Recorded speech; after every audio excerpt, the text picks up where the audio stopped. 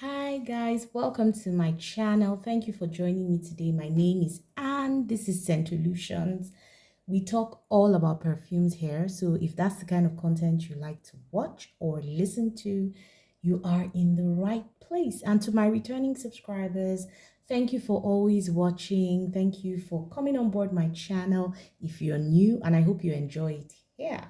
So guys, I've done a spring collections video, but there's some new additions to my collection, and there's some other perfumes that I didn't show in that video that I thought would be great to show. Some of them, unfortunately, are discontinued, but you can get them on eBay, Amazon. So I just wanted to show some fresh and some floral perfumes that I think are perfect for spring. For those of you in locations where you have spring, we have our own versions of these um, weather conditions. So let's get into it. I think I have about 10 picks, 8 of them from my collection, 2 that I have tried, and I'm happy to share them with you. So let's get into it. I'm going to start with this one from Nina Ricci. Guys, this perfume is really old, but I love it. It's a very beautiful perfume, especially for a young person who is just starting off with perfumes. This is Nina Ricci's Mademoiselle Richie. I'd always wanted to get this one. It's rose hip, there's musk in it. It's very, like I said, like young lady friendly. It's just a friendly floral perfume that does very well in spring. I can imagine a young lady wearing this like for a spring date, something like that. It's really gorgeous. It's a rose one, nice, gentle, feminine perfume that I think is appropriate for this time of the year. Next up, I have one that is pretty new to my collection, and that is Chloe Nomad Natural, and I'm enjoying this. I loved Chloe Nomad, the eau de parfum. This one has dates, it has mirabelle, so there's a citrusy element to it, there's a sweetness to it as well. There's jasmine freesia, there's vanilla sandalwood oak moss in this, and to me what stands out is those citruses, the sweetness of the dates, the sandalwood, that oak moss, which is like a standard part of the Nomad line. It's in the eau de parfum, and I enjoyed it there. It's slightly tempered down in this version, but it's still there, gives it that DNA. But this is totally different direction, a totally different direction from the eau de parfum. This one leans slightly gourmand, I guess because of the vanilla and the dates, and it's just super gorgeous, simple, feminine. This is not as much of a heavy hitter, and I don't think that this smells as unique as the eau de parfum, but it's a beautiful one. If you didn't like the eau de parfum and you wanted to try a different take to Chloe Nomad, I think this one, the natural version, is a good place to start. Okay, next up we have from the Golan Aqua Allegoria line. So I'm just getting into this line. I saw some on sale at the perfume store where I go to buy my perfumes, and have just been crazy about them. Anyway, this one is Nerolia Bianca, and this is from the Golan Aqua Allegoria line. This is a citrusy white floral. So there's neroli in here, there's bitter orange mandarin, there's orange blossom and petitgrain in here. So you get the neroli. If you're not somebody who likes neroli, you might not like this one at all, but it's really nice. It's fresh. There's a freshness to it. There's something very invigorating about this.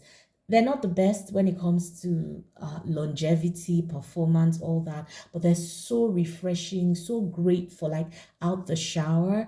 Absolutely amazing. Next up, I have Tiare Mimosa, and to me, they all kind of just vibe the same. This one is very light tropical floral, but this one has vanilla in it, so there's a bit of warmth at the base of this one. It has white yellow floral. So there's mimosa, there's tiare flower, there's some Amalfi lemon in here, and you can kind of get that lemony scent in here. There's musk, there's pink pepper, and there's vanilla. Again, another fresh out the shower one, but like I said, this has a bit of a powderiness and warmth in the dry down that makes it a lot less, I would say, fresh than Nerolia Bianca. Okay, next up, we have another one that I think is a heavy hitter for spring, and this is Arte Olfatos Carla del Sol. I've reviewed this on my channel, so you can check out the review if you want to get more details on this. But this is what I describe as having a Baccarat Rouge DNA, but with a citrus twist to it. So it has this citrus dessert type of opening. So there's citrus, but it feels very dessert-like. And then there's some white florals. There's jasmine, orange blossom in here. There's vanilla. There's some cashmere, wood musk, and amber.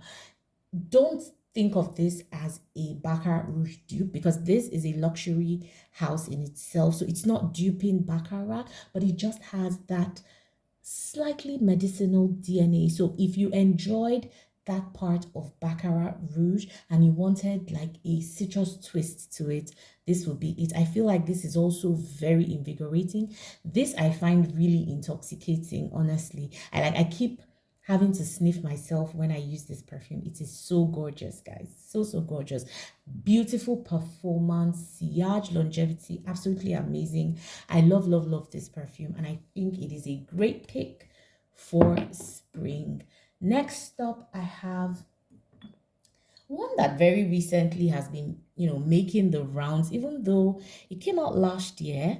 I think it started off a bit slow and then picked up momentum. There's a lot of hype on social media about this. This is Musk Noir Rose for Her by Narciso Rodriguez. This is a sexy plum with pink pepper and rose. It's tuberose as well with musk and vanilla. It is just gorgeous. This perfume is a walking contradiction, in my opinion, because it's soft, right? But it's sexy. And then it's understated, but it makes a statement. Like, this is a boudoir type of perfume, in my opinion. And you wouldn't think that when you first spray, but I find it to be so sexy, so inviting, and demure at the same time. It's amazing. It's gorgeous. This is year round. This is anytime, anywhere.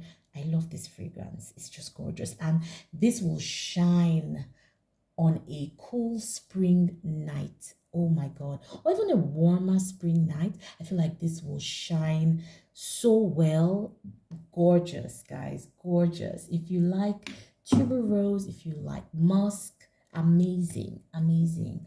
Next up, we have another one that is fairly new to my collection. I am late to the party, but in my language, as I speak Igbo, there's something we say in my language that when you're when the day breaks, or when your day breaks, you consider that to be your morning. I don't know how to translate it very well, but it's essentially saying if it's new to my collection, then I consider it new. I'm not like crazy about the newest releases. I just want to experience perfumes that I haven't smelled before. So if I haven't smelled it before and it's new to my collection, then it's a new perfume to me. All right, so my Burberry Black. This is beautiful. I watched a video recently where somebody actually recommended it. I think the person was reviewing their Burberry collection and they spoke about this one, and I enjoyed that review and I thought to get it. So this is a floral, fruity, amber patchouli type of fragrance. This is jasmine, peach, rose, amber, patchouli, right? But the reason I'm saying this is great for spring is that peach gives it a fruitiness that takes away from the heaviness of the amber and maybe the patchouli. You get it? So it's fruity, it's sexy, but there's a warmth and elegance to it as well from that rose and patchouli and amber. And this particularly has great sillage, great longevity. This stays a whole day on my clothes, guys. A whole day is amazing, amazing. I love this. I would wear this on a date night in spring.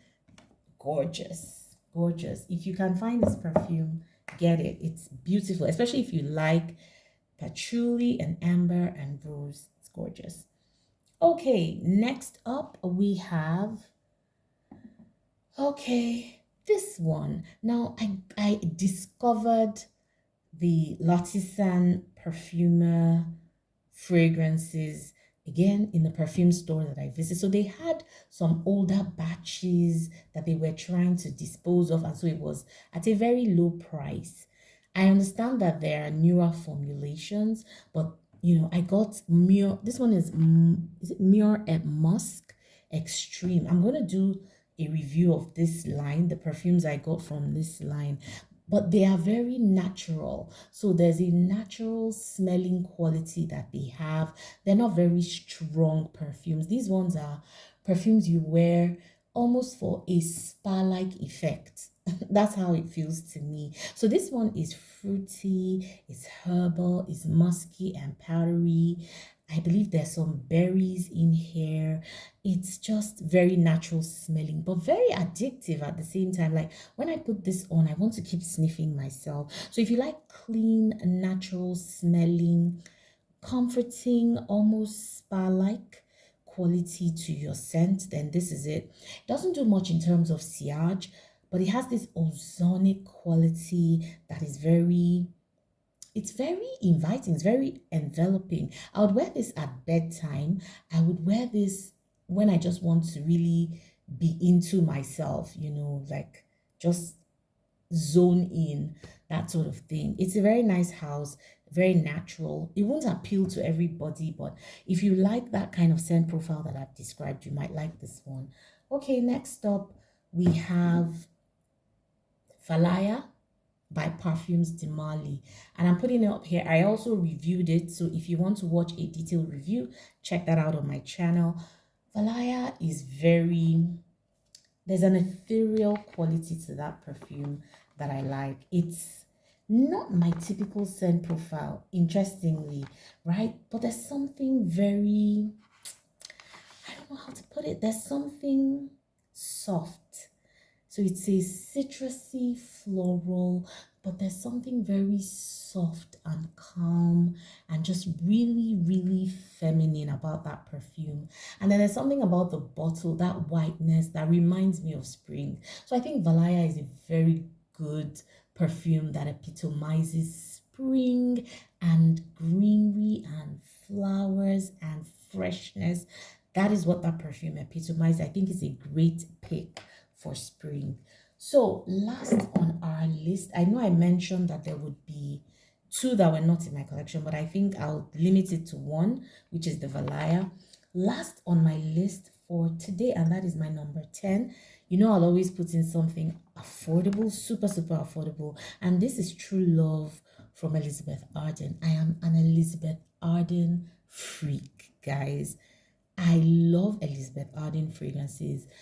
They may not be the best in terms of longevity, but they have some very, very beautiful hidden gems. This one is a powdery, fruity, floral. So it's centered a lot around the purple florals, right? So there's a lot of fruitiness in here. There's apricot, there's peach, and then there's freesia, there's iris, there's rose, there's orange root and heliotrope, lily of the valley, and jasmine. So that shows you the array of florals in here. There's vanilla, amber, and cedar at the base of this. It's very delicate. But it's elegant, feminine, and enveloping. There's something about this perfume. When you first spray, you might not like it, but if you give this time to settle, and if you love purple florals, you have to love that to like this. There is something about this perfume, very romantic. It's beautiful. But again, like I said, you have to love purple florals. Okay, guys, there you have it, my top fresh and floral spring perfumes. So in some of these you have citruses, in others they're centered on the florals, but these are amazing perfumes you can wear for spring, on a day, day date, night date, or just going about your business in the day or night. These are beautiful, beautiful perfumes. Please let me know if you've used any of this, what you think about this selection, and if you have any other suggestions for the period, let me know. Thank you so much for watching and enjoy the rest of your day or night. Thank you.